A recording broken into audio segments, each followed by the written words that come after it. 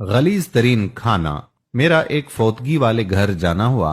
क्या देखता हूँ कि एक लड़का बहुत ही ज्यादा रो रहा है। मालूम करने पर पता चला जो फौत हुई हैं वो रोने वाले की वालदा थी। मैं हक्का बका एक तरफ खड़ा होके सोचने लगा कि भरपूर जवानी के वक्त इतना बेरहम दुख इस नौजवान को आधा कर देगा। मुझसे उसका रोना देखा ही नहीं जा रहा था। उसकी चीखें लगता था कि कयामत ले आएंगी। वो इकलौता बेटा था अपने माँ बाप का।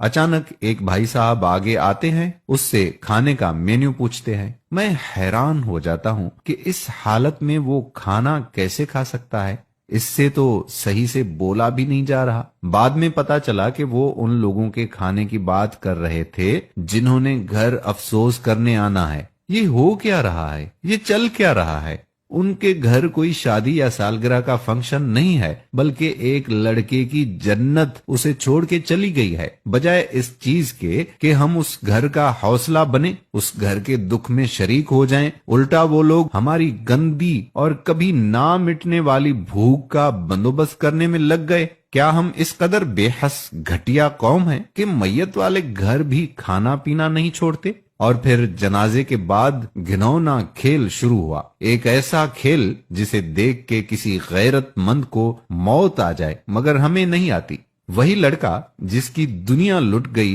बर्बाद हो गई। हाँ, वही लड़का रोती आंखों के साथ उन भूखी नंगी जिंदा लाशों जिनकी अक्लों पर हमें मातम करना चाहिए, उनको खाने दे रहा है। क्या इनको शर्म नहीं आती? क्यों ये गैरत से मर नहीं जाते? फिर मेरे कानों ने सुना कि एक आदमी ने उसी लड़के को आवाज देके कहा कि भाई ये प्लेट में लेग पीस डाल के लाना। उफ मेरे खुदाया, कौन लोग हैं जिनके पेट नहीं भरते? ऐसे लोग दुनिया में ही क्यों हैं? ये मर क्यों नहीं जाते? शर्म नहीं आती उसी से लेग पीस मांगते जिसकी माँ मर गई हो? बजाय इसके कि तुम्हारा हाथ उसके कंधे पर हो और हौसला दे रहा हो, तुम्हारा हाथ लेग पीस को पड़ रहा है।